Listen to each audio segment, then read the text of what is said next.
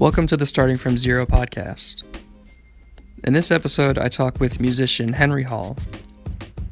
Henry has been passionate about music for as long as he can remember. He found his confidence as a performer during his time in college, and he continues to create music based off his own life experiences. Henry and I talk about how having creative friends has influenced his path in life, how he uses social media to interact with his fans, and why he never wavered on his decision to pursue music as a career. So I hope you enjoy this episode of the Starting From Zero podcast. Oh, is it working? Yeah, I can hear you now. Excellent. Awesome. What's up, man? I'm good. How are you? Good. Is there video for your end as well, or? Let me see. Start video. Sorry, I'm for some reason, even though I've used Zoom like 700 times, I still suck at it. It's become the new normal, isn't it? Nuts. There we go. Awesome. Cool. Yeah. How did Skype miss out on this amazing opportunity? You know, they're really kicking themselves. I'm sure the Skype offices or lack thereof. I'm sure the Skype Slack is with place. They're like a 10 plus year advantage. I don't know what's going on over there. Exactly. Yeah. But yeah, this is awesome. I really appreciate you doing this. I'm a big fan for sure. So thank you. Yeah, I checked out some of the other two podcasts you've done, and I like your style, and it seems cool. So I'm happy to be talking to you. Oh, awesome. Thanks. Yeah. Thanks for watching. Yeah, man. So this whole project and just like talking to a bunch of creative people and trying to find out how they got to the points that they are in their career and their process. So for anybody who may not know you or what you do, who are you and what do you do in the world? Well, I am Henry Hall. I'm a musician. And I write and perform original music. I used to play live shows. Yeah. And, a sore subject. Yeah, exactly. A little bit. Yeah. But no, I mean, you know, I've sort of had to figure out new ways to sort of like release my performing the valve that is my performance, you know. Mm-hmm. So I've been doing a lot of Instagram live shows. Like I do a weekly Instagram live where I play through like 30 minutes of music and ask people for requests and things like that. And that's been a pretty rewarding process, honestly. When they first introduced going live to like the platform, I felt so awkward doing it, and I still feel awkward. But it's had a similar learning curve to like actually playing live, I've found. You know, you sort of figure out the dynamic of like talking to people in real time, like slight delay, you know, because it's not actually, because they're seeing stuff a little bit behind of like what's actually happening in real time. So you have to sort of stagger the questions that you answer. And, you know, you also, it can be, you can't pause for too long. Like you have to be active the entire time, which is the same thing as like being on stage. Like you can't just be on stage and like just sit there if you like don't have anything to say for a few seconds. You have to like face. And like when you're on your phone, normally or on FaceTime or something, like you have some moments where you kind of just zone out. But when you're live, like you have to keep up the show, you know? Right, so, exactly. Anyway, yeah, I mean, that's a long way of saying that's a way that I've sort of kept working that muscle. And yeah. Awesome. And tangent there. Sorry about that. No, I mean, it's definitely like a full encompassing of, you know, what you are and what you're up to these days. Cause, you know, things are different for who knows how long. So, and so do you live in New York? or where are you at the moment? I live In in LA. LA. Okay. I lived in New York for like 4 years. Okay. Um, and I went to school on the East Coast. So I paid my dues as a Yeah. Northeast person. Based. I'm in Tampa, Florida. Oh, nice. Cool. Yeah. Never been to Florida. Really? Yeah, kind of Yeah. weird. It's one of my biggest fears of becoming a Florida man headline. Twitter account. Yeah, because yeah, it's on me wherever I go. So Yeah, I mean, yeah. yeah, exactly. And unfortunately for you, anything you do, Exactly. Yeah. something good, you'll be Florida man. Right. Florida man cures Corona. I would love that. Like, yes, but also shit. Yeah. No, yeah, no, but I lived in New York for 4 years, and then I moved to LA, where I'm from. Okay, cool. And I'm actually, my parents live in Santa Barbara, which is like just north of Los Angeles. Nice. And I have family up here too, so I'm sort of half here and half down there. Gotcha. And where did you go to school in the Northeast? I went to Wesleyan. Okay. Yeah. Liberal arts, like small school. Gotcha. Isn't Wesleyan the college in is it How I Met Your Mother? Or is this yeah. Claim to fame around. Yeah. Of course. Yeah, there are a lot of it's weird connections like that, or it's a bit of like a kind of like a hoity-toity school. There's a lot of like Hollywood people and shit. And the film school, I was a film major. It's a great film school, and like a lot of, you'll see a sort of a disproportionate amount of Wesleyan mentions in like shit, like in movies and stuff. They like to slide it in there. Drop Wesleyan name, Yeah. So is that where you got your start in music, or have you always been playing from a young age? Or yeah, I mean, I started. I mean, I've been writing music in some form or another since I was really, really little, like 4 or 5, just like little songs and things. And like I think the first song I ever wrote was called like Broken Boy. Okay.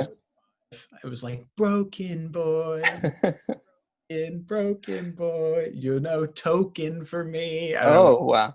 I had a little rhyme in there. Rhyming at a young age. You were destined. Yeah. So yeah, I've been musically inclined forever. My dad is a really excellent, naturally talented musician, so I kind of took a lot of leads from him in that respect. And yeah, and then I took piano lessons when I was, in like first, second grade kind of area through like elementary school. And then I started playing guitar probably when I was like 9 or so. And then I've kind of just like been in bands and jazz band at school and stuff like that ever since. But it wasn't really until honestly probably like the end of my senior year of high school that I was like, oh, like I'm also a singer. I always sort of considered myself a guitar player because that's what I would like practice and stuff, and I would just sing for fun and like write songs and stuff, but I was never like, I'm a singer, and I think it was also, I had a pretty like strict not like Whiplash level strict enough like jazz teacher in high school who was pretty anti like singing.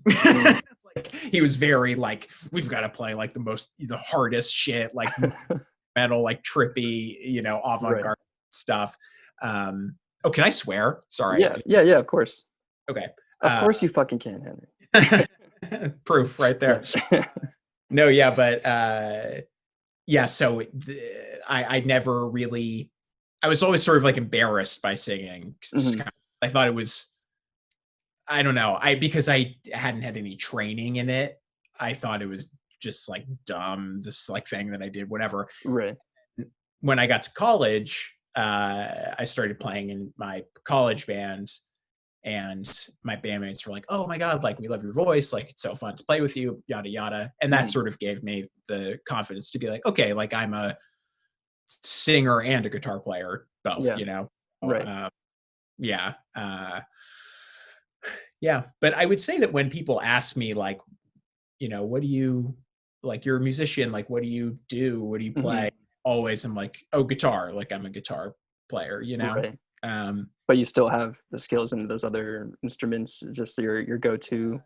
yeah, I play piano, and bass as well, but I definitely reach for the guitar first, Hmm. to like write a song or just noodle around. Yeah. Right. Nice. And so would you say like college is where you found your confidence and your creativity, or? Yeah. Yeah, I mean, that's when I like really started writing more consistently. Like, Hmm. I probably had maybe like 18 songs or something that I had written up to the point, well, up to like, my freshman year, beginning of college. Hmm. And then, but then I like really started to like write consistently. Right. Um, Is that when you started publishing or like putting yourself out there, that kind of stuff as well, or? um, we made an EP. My college band was called Grand Cousin, and we wanted to be grandfather at first, but there was Okay. something called It's grandfather. already, oh, they took it. We were like, we got to do something. My bandmates, we thought of some really really bad names, and then we sort of weeded those out. Eventually, got to Grand Cousin. Okay. Just It's switched one words. yeah, Yeah, unique. yeah. Yeah. Uh, and yeah, we put out an EP, but we didn't even know what we were doing. Like it was, we didn't even get it mastered or anything. Okay. Like, I mean, it was actually a really fun experience. This was my sophomore year of college, I guess. We went to um, like a cabin, some friend who had graduated Wesleyan, who we knew through the guy who was recording us, who was a Hmm. senior at the time. Uh, he like lived in a cabin in like upstate New York that was like completely self-sustaining. It was like solar powered, and like it was basically like, what do you call that? Like a tiny house Okay. almost. Right. Um, and we like all lived there. It was like one giant room, That's a basically. cool setup for a recording studio. Yeah.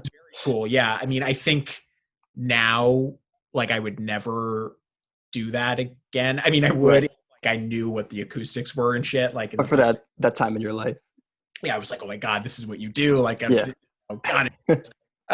So it felt super cool for sure, and it was great. Honestly, I mean, we Mhm. were living and breathing the tunes from the EP that we were recording, just like working on them, like all day, all night, and um, like partying at night and just having. Mhm. Um, but then, yeah, we recorded it. Maybe did like one pass at the mixes, and we were like, oh, like, yeah, these sound good, but like I wish they sounded a little better, but that's just what they are. Like, gotta put Right. them out. Like, having no idea that it's like, no, no, no, you can do like a million passes on a mix and get Mhm. mastered to like bring, make it just sound way way better. Right. Who don't know, it's like basically mixing is just like getting all the levels and equalizing and compressing the sounds, and Mhm. then mastering like just takes that and makes it like louder so it sounds correct. Even clearer for people. Yeah, Yeah. exactly. And like equal along, like if you're listening to the car or on your headphones or whatever, it like sounds the same wherever you listen to it. Mhm. But we had no clue about that, so we just like put it out, put it on SoundCloud. um and then I think my senior year or junior year or something, we put out a few more singles and stuff, and went to a studio the next few times, and one of us found out that mastering existed, and we got Mhm. mastered, and um put out like, yeah, we put out like two or three singles and another EP. So and we played constantly too, like at college, like we Oh, would play nice. every week. And that's where I really too got my like chops, so to Hmm. speak, or just put in the 10,000 hours Right. there, um, into like learning how to perform. And um, yeah, it was a great time for Yeah. sure. And so it seems like you've been around, like you said that you were in band in like school growing up, and around college you were always around creative people. So how has being around other like-minded people kind of shaped your path? Hmm. It's a good question. Well, I think that uh, I would say that the honestly the people I met studying film were, I mean, I've played with incredible musicians, Hmm. and that they've influenced my playing and my songwriting and things, and the different arrangements I've had to think about like while I'm writing a song. So that definitely like um, explicitly like influences my writing. Um, but I think like the people I've worked with on my music videos, and in other just sort of like non just anything except non-musical or like extra musical stuff within my career have been quite influential. And that's been like a really interesting sort of like cross discipline Hmm. me and like way of thinking about music, because I like try to sort of think about my songs in a way that also like you could think about making a movie or writing a script sometimes. Like I never want there to be like any lag in my songs. Like I'm rarely that like my that's why most of my songs are like under 3 minutes or like Hmm. three, because like I don't like to like, not waste time is the wrong way to put it, but like But I don't keeping I people's attention for sure. yeah, Yeah. and like not I don't write like vamps or like jams like into a song. Hmm. um, I kind of like cut to the chase, so to speak. Sometimes like too much. uh, yeah, I mean, like, and I think that has, I've that's been influenced by what I learned at the film school at Wesleyan, and also by the people I met in the major as well, like my friend Jack Coyne, who's Hmm. directed like most of my music videos, and my other friend Sydney Schleif, who's directed the other half of my music videos. Like they're both very sort of like economic in how they like think about like cutting and shooting Hmm. and concepts. Like they never overcomplicate things. Like things are always pared down and simple, but still like sophisticated. And like that's definitely something that influences me in my writing.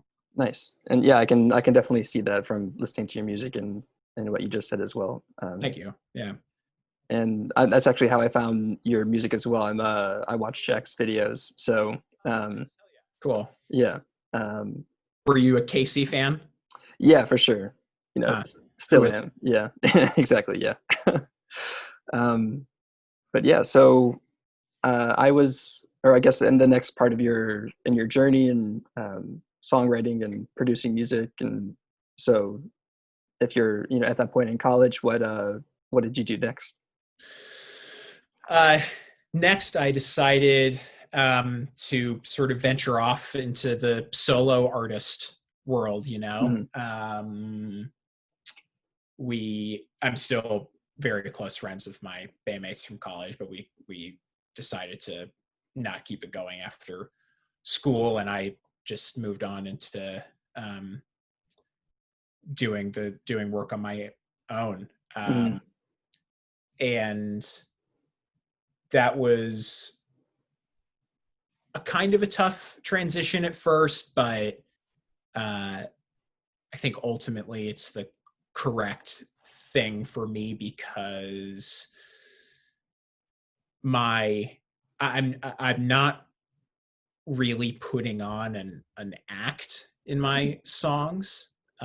There isn't really much of a facade, so to speak. Like it actually is who I am, and it's like my songs are about like my neuroses and anxieties Mm-hmm. personally. So I think it's sort of like fitting for me to just be Henry Hall Yeah. as an artist.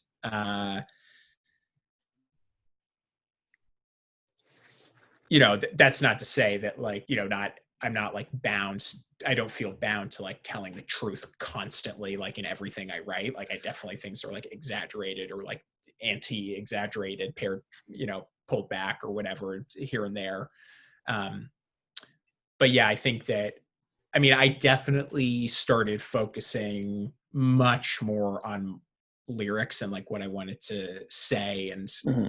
say lyrically once I started doing the solo stuff. Because before I was we were really like a rock band. Okay. So we were very focused on like, okay, how do we like arrange this song perfectly? And like, there should be a solo here. It was a little bit more like progressive rock in that way. Not that we were like a prog rock band by any means, Mm-hmm. but like, Was that the genre that you felt like you best fit in, or was that just? I think I've sort of veered a little bit more like songwriter, I Mm-hmm. would say, like in my solo stuff. Like I honestly didn't really, I cared about lyrics, but I honestly say like, and I think this is a lot of artists would maybe say something similar, but like once I graduated college, I really like came to realize what kinds of lyrics I enjoyed personally Mm-hmm. and like what moved me lyrically. And I was like, oh wait, lyrics are actually way more important than I thought they were. Yeah. Like I kind of went through college thinking a lot about only about like melody, instrumentation and arrangement. I would say those were like my three things that I was focused on. Mm-hmm. And lyrics were like dead last. Um, but yeah, as I've made more stuff solo, I find that I'll often like think of like a line or a phrase, and then that'll like be the spark that lights the flame of a song and like creates a whole song, as opposed to before it was like I would only write a song off of like a little chord progression that I made or like a little thing that I would sing in my head. Mm-hmm. And I still do that. I honestly still do that mostly, but I would say that like it's slowly but surely the lyrical elements are like becoming more important and more of like the initial inspiration for a song. Nice. Yeah. Was there ever a time where you were even considering another profession at all, or has it always been music for you? Yeah, it's kind of always been music. Mm. I wanted to be a professional skateboarder. Really? I've or, Nice. yeah. I could have done it, you know. Mm. Definitely had the swagger. Did you? Yes. Nice. And but it's just I honestly felt I was too good. Mm. I would Yeah. have felt bad for the other skateboarders. You know what? And I think they'll thank you I for. I'm Yeah. surprised I haven't been thanked already, to be honest. You know what? On behalf of all skaters out there, Henry, I thank you for. Finally. Yeah. Peace. Nice. I'm glad. I'm glad we can have that moment. We can let that one go for everybody. um, and so, can you talk about maybe like that process of making that decision, like knowing music was your path, and you decided like I'm going to go for it. This is going to be what I do in life. Yeah, I definitely think that I'm lucky to have a family that's creatively inclined and be surrounded by people who are creatively inclined. And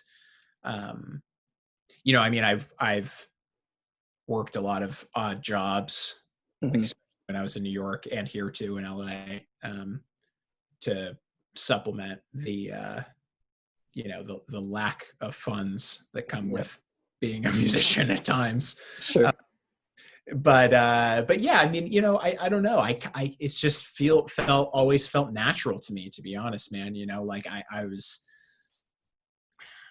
I kind of, I was like there, I can't really picture my life not pursuing this. Mhm. Um, I feel such, because I would say that like when I have a good show, or like a good day in the studio or whatever it might be, I like both feel satisfied um, creatively, like in my heart, but then I also sort of like get a cathartic, like accomplished feeling Mhm. too, in the same way that I would if like if like you fucking have a good day at work, Yeah.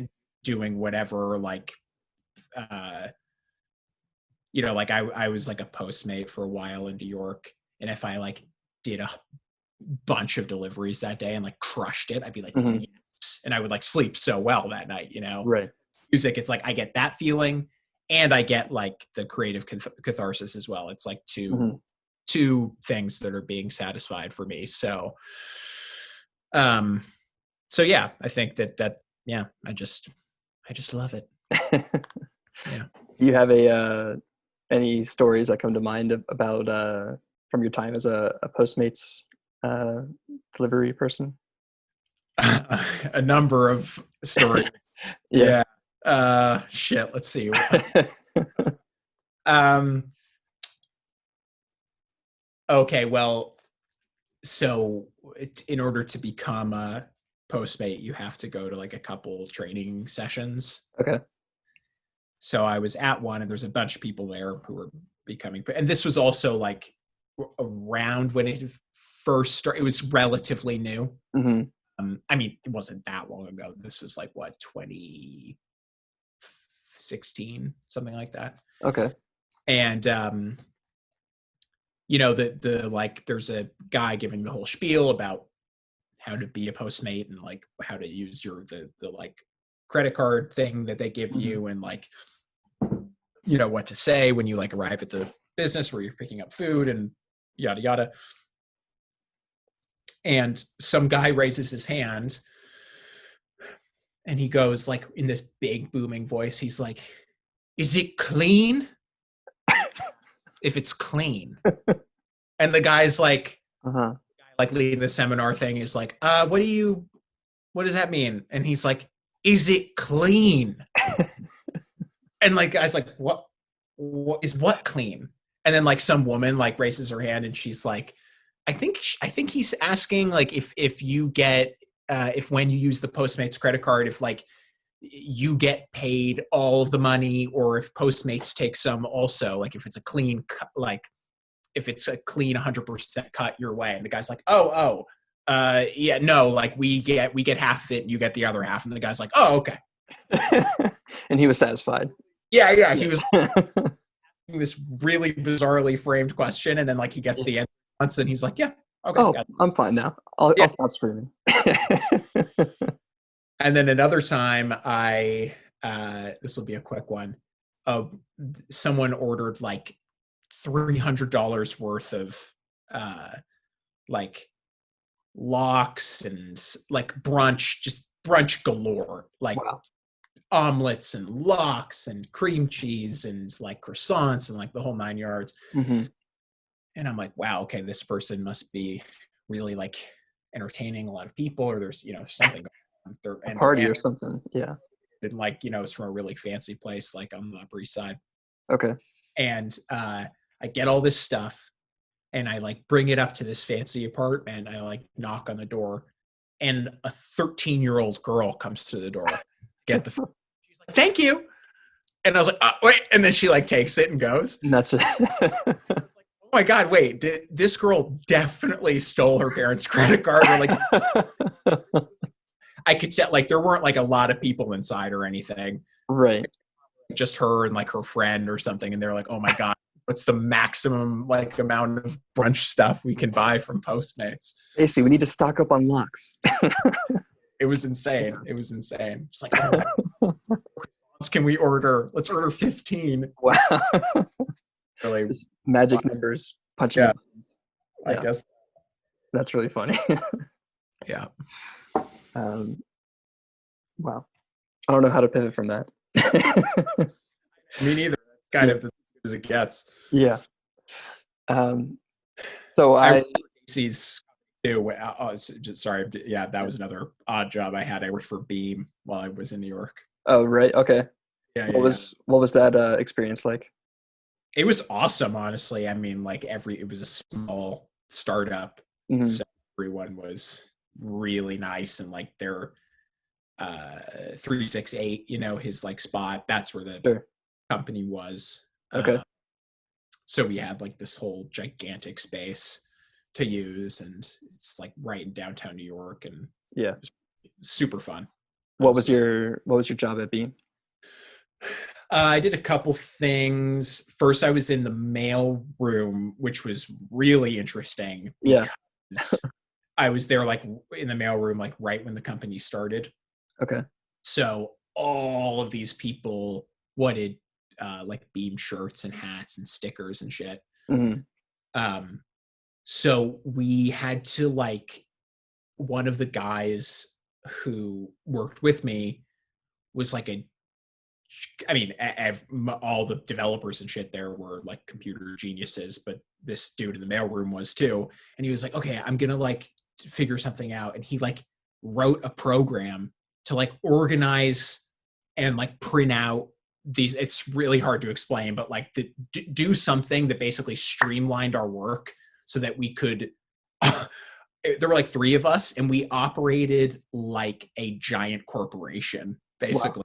Our little amount of shit that we sent out a day was like not definitely impossible to do like manually, Wow. Yeah, it was pretty impressive. Yeah, that sounds like it. So I guess, like being in, like, some Beam experience in that tech space and the way how, people use social media to put out their stuff these days. Like, how do you said you talked about your Instagram lives, but like how has social media kind of shaped how you put out your music and interact with people? I don't know. I sort of like see it as a bit of like a necessary evil to some degree.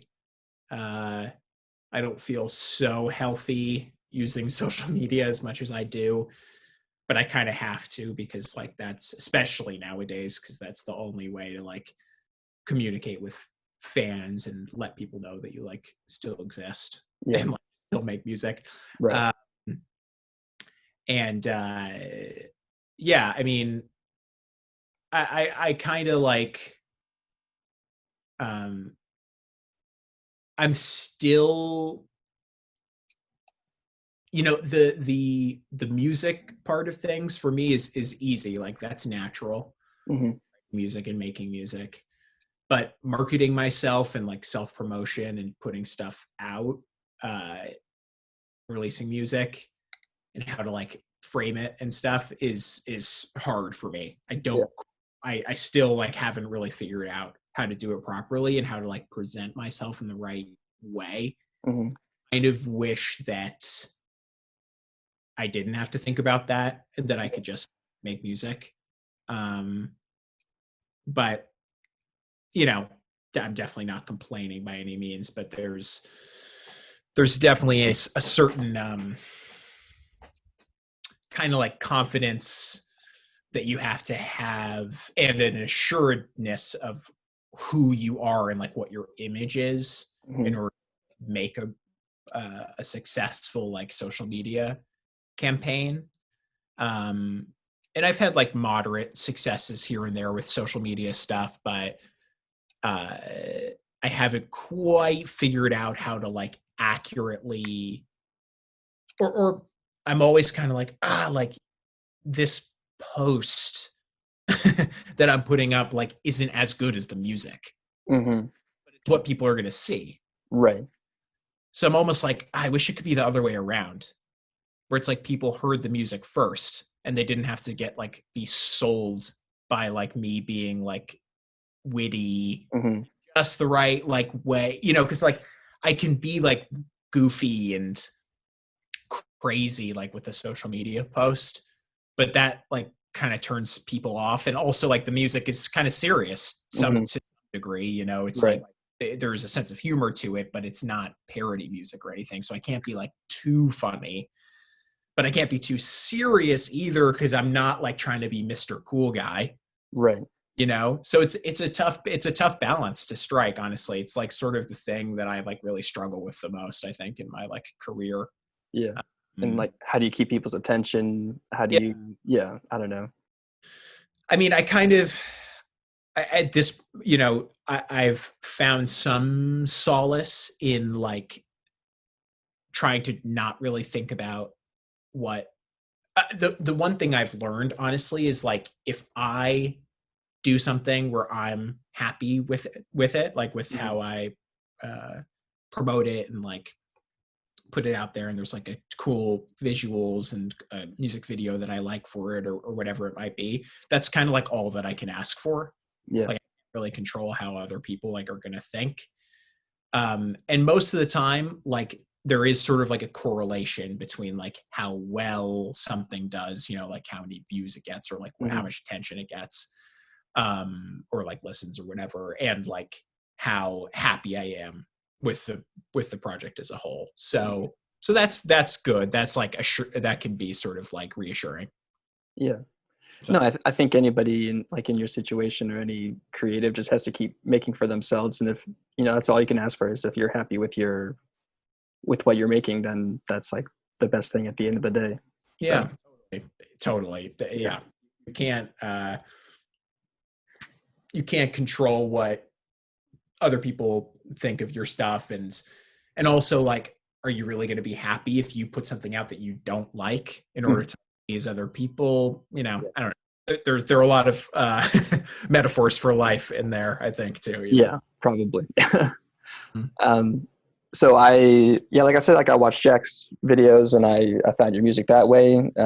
But I was also watching the show Love on Netflix. And I heard your song Comfort Zone in the background. And so I've been bumping that a lot lately. So Nice. can you maybe talk about how like those types of things come to fruition or? Sure. Yeah.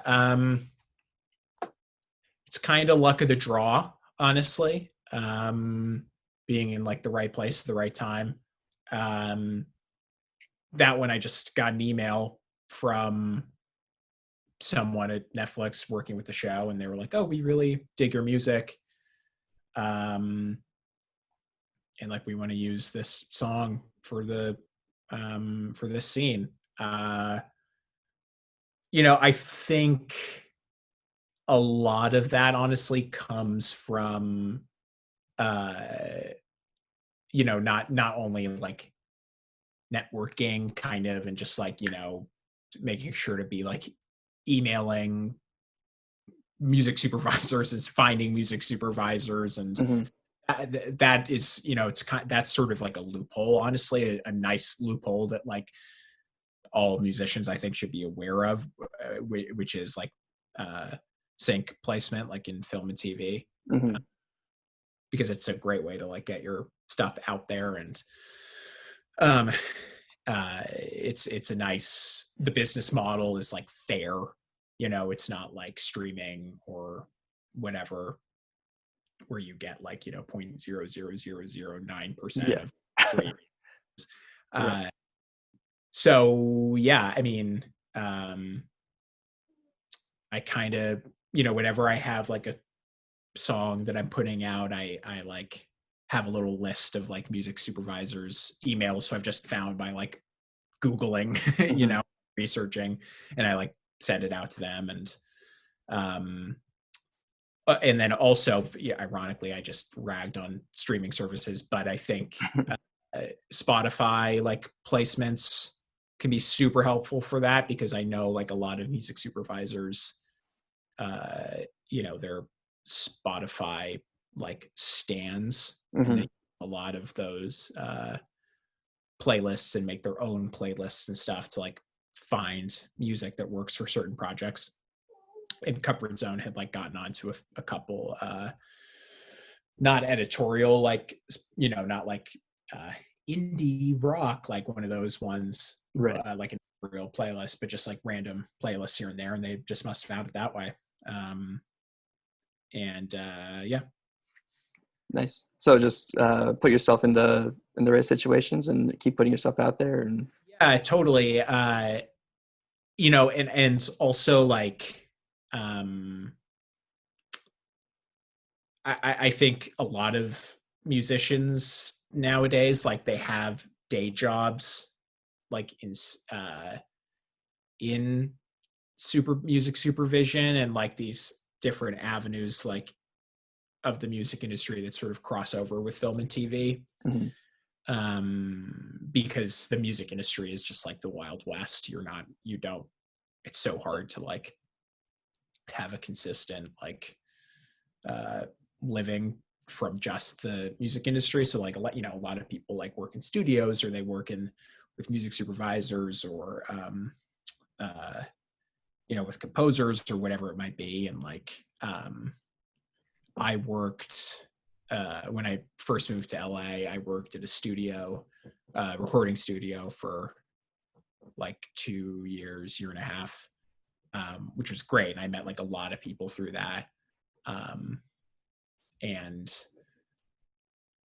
I think it never hurts to like fucking email people and say like, hey, Jeff, I have a new song that's coming out. Like, would love for you to listen.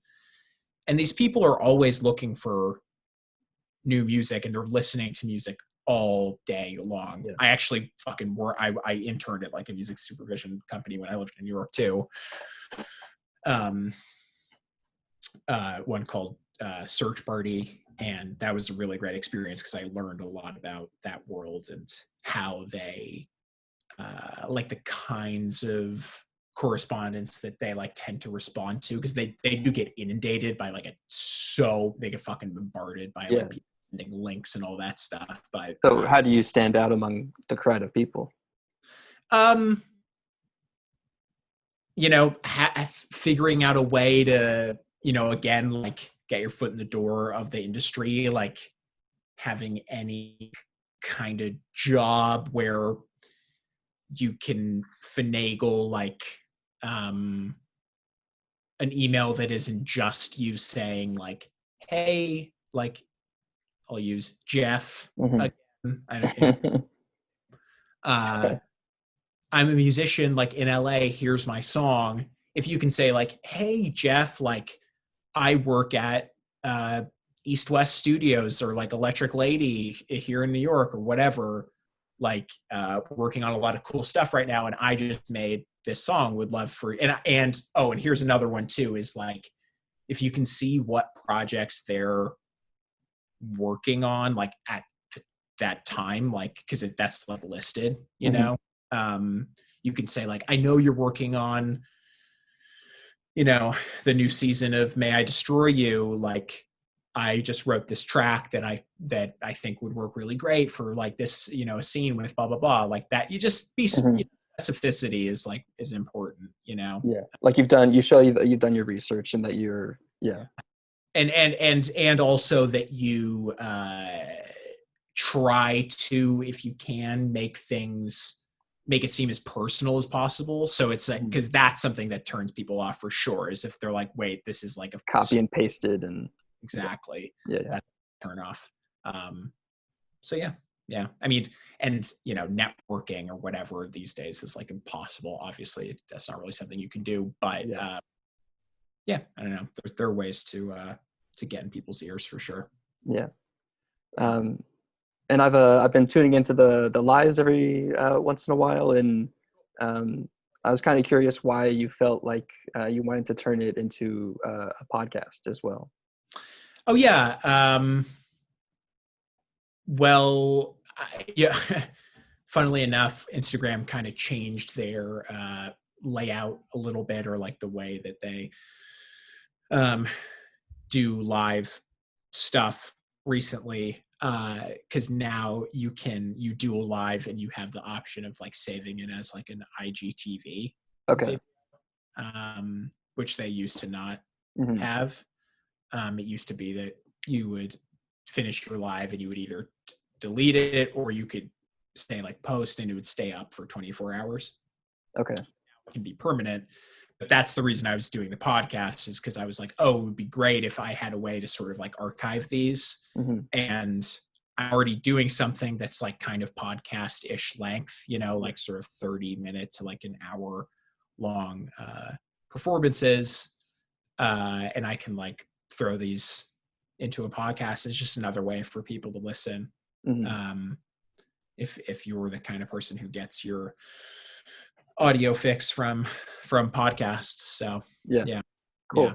Mm-hmm. Are you going to be continuing that now that Instagram updated, or is the plan to just keep it? So I think I will. I think that I'm going to switch to just once a week. Okay. For the podcasts, and do live stuff, the live performances twice a week. So it'll basically be like Monday and Thursday I'll do an Instagram live, and then Sunday I'll like compile them and put them up on the podcast page. Okay, nice. That's kind of what I'm thinking. Yeah, it sounds like a good consistent schedule. Yeah, definitely. I'm definitely a routine-based person. Nice. I'm trying to be getting back into the swing of things. Good. Yeah. How has quarantine been treating you? It's been good. I just actually started a new job last week. Doing what? Working in banking. Oh, nice. Okay. Hell yeah. Not a passion of mine, banking, but you know what?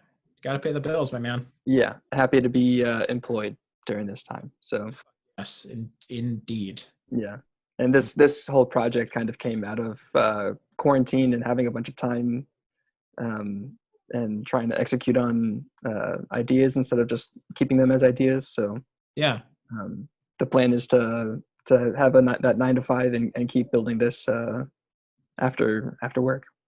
Good for you, man. That's great. I think that like consistency is like so important, and if you can like consistently make these, like you're going to build an audience. That's really nice of you to say. I hope so, but it would be the goal, so I can leave that 9 to 5 one day. Yeah, definitely, man, definitely. So for, I guess, maybe any kind of anybody who's interested in a creative field or is trying to pursue that, music themselves, what kind of advice would you give an aspiring musician or creator? I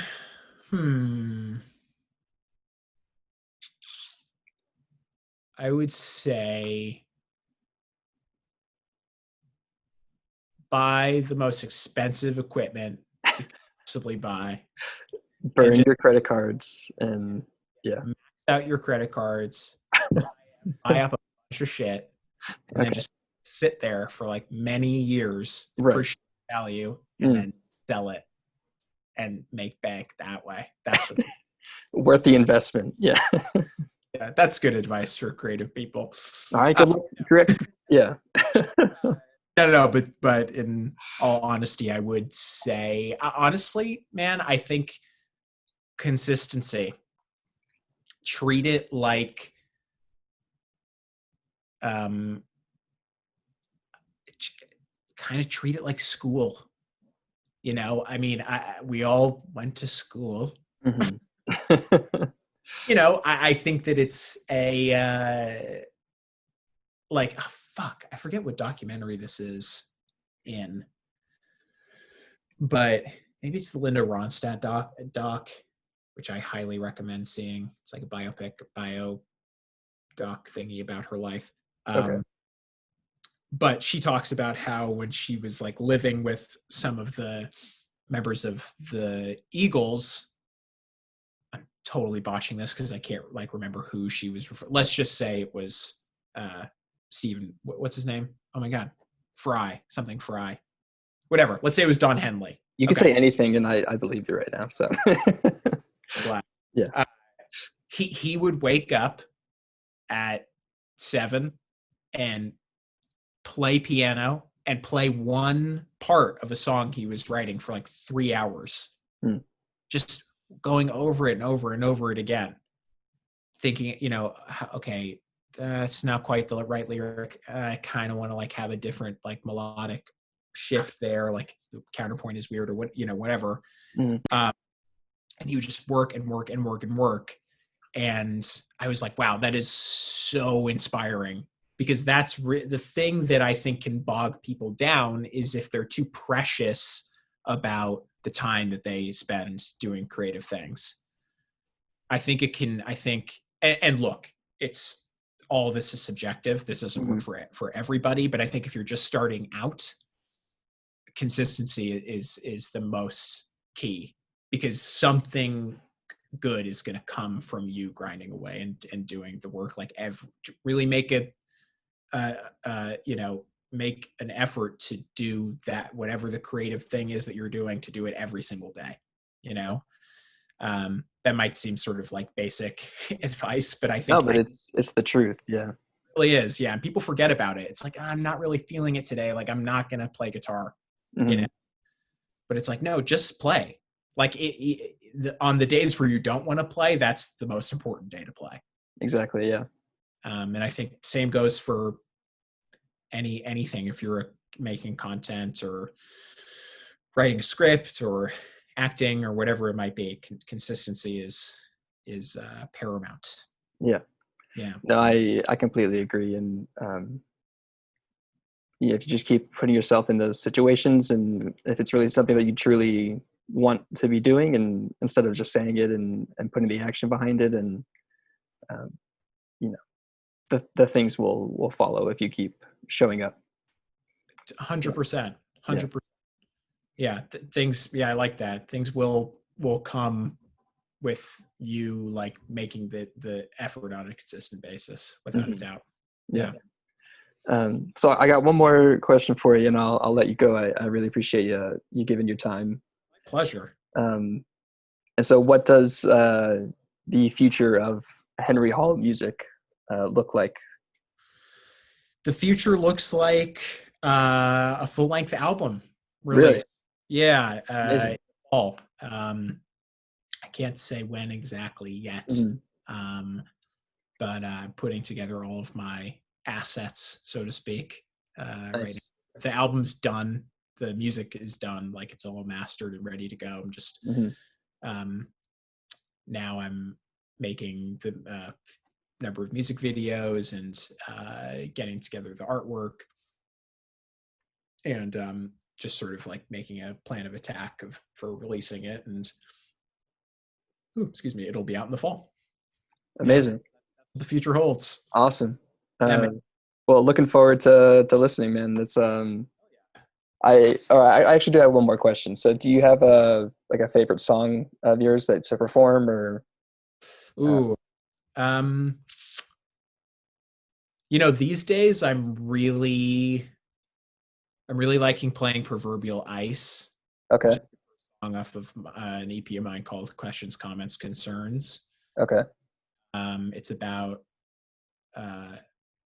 wanting to like abandon and throw away everything I know and become a hockey player.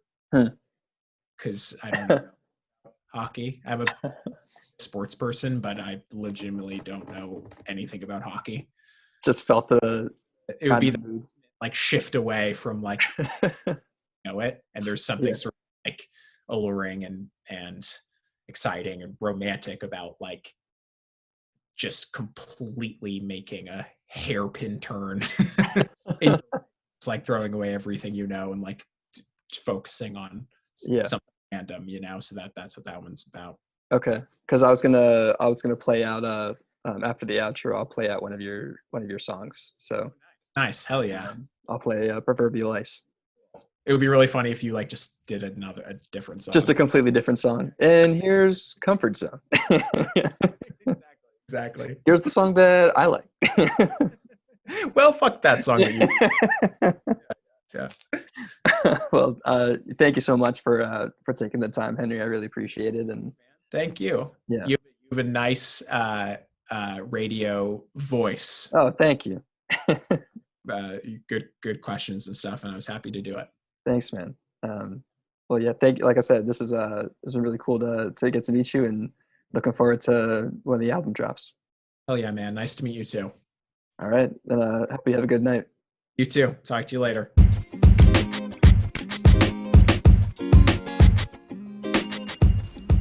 Thank you so much for listening to the Starting From Zero podcast. A big thank you to Henry for taking the time to talk with me. I really appreciate you. And you can find Henry on social media at Henry Hall Music. If you want to see other content on social media from the Starting From Zero project, all you have to do is search Starting From Zero. Thank you again for listening, and to take us out, here is Proverbial Ice by Henry Hall.